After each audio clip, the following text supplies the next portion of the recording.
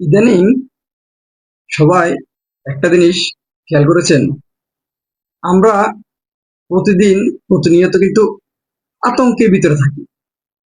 আমরা আতঙ্কের ভিতরেই জীবনযাপন করছি। এই আতঙ্কটা কিন্তু আমাদের 5ই আগস্টের আগে ছিল না। আমাদের আমরা যে কোনো সময় রাতের যতটাই বাজুক আমরা যে একদম স্বাচ্ছন্দ্যে চলাফেরা করতে পারতাম। ভিতরে কোনো ভয় ভীতি কাজ করতো না। কিন্তু এই 5ই আগস্টের পর থেকে আমাদের ভিতরে একটা বড় ধরনের আতঙ্ক বিরাজ করছে। এটার কারণ কি? আগে পুলিশ প্রশাসনের একটা ভয় প্রত্যেকটা জনগণের ভিতরে ছিল, যে কোনো একটা অপ্রীতিকর ঘটনা ঘটলে প্রশাসন ওখানে যে ব্যবস্থা নিবে।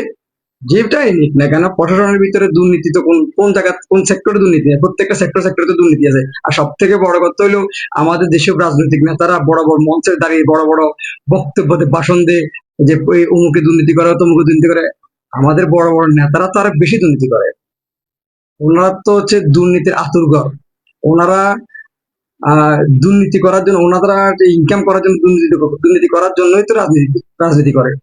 না হলে তো ওরা চাকরি বাকরি করতো, তাই না? কারণ রাজনীতি থেকেই কোটি কোটি টাকা আসে, লক্ষ লক্ষ টাকা আসে। চাকরি বাকরি থেকে কিন্তু এত টাকা আসে না, তাই ওনারা চাকরি করে না। তো এখন কথা হচ্ছে, আহ আগে কিন্তু ওই যে প্রত্যেকটা মানুষের মনে একটা ভয় ছিল যে পুলিশ প্রশাসন কোনো ব্যবস্থা নিবে, বা প্রশাসনও বিভিন্ন যে আপনার রাস্তাঘাটে বিভিন্ন জায়গায় জায়গায় দাঁড়িয়ে থাকতো বা ভাড়া দিত, বা এই যে টহল টহল দিত। সেটা কিন্তু এখন সচরাচর দেখা যায় না। 5ই আগস্টের পর থেকে কিন্তু সচরাচর এটা দেখা যায় না। এই যে মনে করেন, গত দুই যে আজকে গত 2 দিন আগে দেখলাম থানার ভিতরে ঢুকে এই পুলিশের সামনেই একজন একজনকে ছুরি মেরে দিচ্ছে। থানার ভিতরে হামলা, থানার ভিতরেই যে আপনার কে কে একে অন্যের অন্যের গায়ে হাত তুলতেছে, কোর্টের বারান্দায় ওই যে একজন একজনকে মারতেছে। তাহলে আমাদের দেশের যে স্বাধীনতাটা, আমরা যে স্বাধীনতাটা আমাদের যে শহীদ মুগ্ধ আবু সাইদরা অর্জন করে দিয়ে মানে অর্জনের জন্য জীবন দিয়েছেন, এটা কি সে স্বাধীনতা? এমন স্বাধীনতা হলে তো আমরা এই যে আমাদের এই স্বাধীনতা দরকার ছিল না। যে স্বাধীনতা আমাদের জীবনে কোনো নিশ্চয়তা নাই, যে স্বাধীনতায় আমরা এখন আর রাতের এই যে রাত বিরাতে রাস্তায় বেরোতে পারি না। রাতের কথা বাদই দেন, দিনের বেলায় তো কি কি পরিমাণ অনাকাঙ্ক্ষিত ঘটনা ঘটে যাচ্ছে, যা ব্যাখ্যা দিয়ে শেষ করা যাবে না। তাহলে এই যে আপনার মনে করেন রাতের বেলা যে আমরা যে মনে করেন বের হব, অন্তত 5ই আগস্টের আগে যত রাতে হতো আমরা এই যে এক জায়গা থেকে আরেক জায়গায় যেতে পারতাম।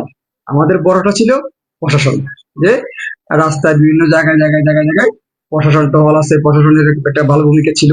কিন্তু সেই প্রশাসনের ভিতরে প্রশাসনের ভয়টা কিন্তু অলরেডি জনগণের মানে আমরা এই যে যারা এখন আহ, বিভিন্ন অকারেন্স গুলো করতেছে তাদের ভিতর থেকে উঠে গেছে। যেখানে থানার ভিতরেই হত্যা, থানার ভিতরেই ছুরি মারামারি। তাহলে এই যে স্বাধীনতাটা, এই স্বাধীনতাটা কি আমাদের কি আদৌ দরকার ছিল? দরকার তো ছিল না আমাদের এই স্বাধীনতা। আমরা তো মনে হচ্ছে আগেই ভালো ছিলাম। অন্তত আমাদের জীবনের একটা নিশ্চয়তা ছিল। আমরা রাস্তাঘাটে চলাফেরা করতে সাহস পেতাম যে প্রশাসন একটা ব্যবস্থা নিবে, কিন্তু সেটা এখন পাচ্ছি না। আমরা প্রতিনিয়ত আতঙ্কময় জীবন যাপন করছি। আমরা আতঙ্কের ভিতরে আছি। আমাদের এই আতঙ্ক কবে শেষ হবে জানি না। আমাদের এই আতঙ্কের জন্য কোন সরকার ভালো একটা এই যে আপনার পদক্ষেপ নিবে, সেটাও আমরা বলতে পারছি না। কারণ 5ই আগস্টে আমাদের এই যে ভাইরা শহীদ মুগ্ধ, শহীদ আবু সাইদ যে এমন কিছু আমাদেরকে অর্জন করে দিয়ে গেছেন, যা আমরা নিতে পারছি না, যা নিয়ে আমরা মানে প্রতিনিয়ত আতঙ্কিত। আমাদের ফ্যামিলি নিয়ে আতঙ্কিত, বাচ্চা কাচ্চা নিয়ে আতঙ্কিত। আমরা টোটালি মানে আমাদের বিষাক্ত জীবন যাত্রাটা একদম বিশ্রী বিষাক্ত হয়ে গেছে। এই দেশটাতে এখন আর বসবাস করতে ইচ্ছে করছে না।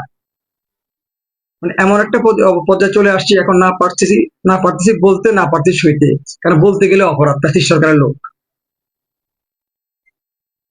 না পারছি এই দেশটাকে ছেড়ে যেতে, কারণ এই বয়সে এসে তো আর এই যে মনে করেন আপনার ওই দেশের বাইরে চলে গেলে বা কোথাও গেলে মানুষের কাজ কাজ দিবে না, কারণ শরীরের ভিতরে নানা রকম রোগ ব্যাধি জমাট বেঁধে গেছে।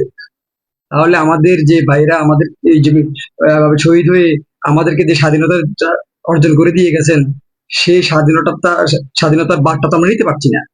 সেই স্বাধীনতা তো আমরা ঘরে ঘুমোতে পারি না। সেই স্বাধীনতা আমরা রাস্তা চলাফেরা চলাফেরা করতে পারি না। তাহলে কি আমরা এখন ভালো আছি নাকি আগে ভালো ছিলাম? আমরা কি এখন ভালো আছি নাকি আগে ভালো ছিলাম?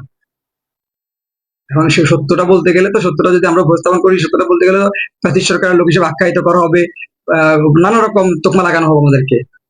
তাহলে কি আমাদের ওই যে আপনার এই যে কোর্টের ভিতরে একটা দেখা যায় না, আইনের চোখ অন্ধ, একটা কালো পদ্ধতি যে ব্যাপার থাকে না, আমাদের চোখ অন্ধ, আমাদের চোখ অন্ধ না, চোখ খোলা কিন্তু মুখ বন্ধ, আমাদের মুখে তালা মারা।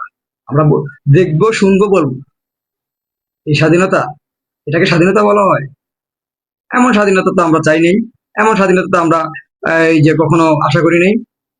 তাহলে কি আমাদের যে বাইরে শহীদ হয়েছে, যে বাইরে আজকে পঙ্গুত্ব জীবনযাপন করছেন, যে বাইরে হাসপাতালে জীবনের সাথে পাঞ্জা লড়ছেন, তাদের এই যে ত্যাগ বৃথা গেল?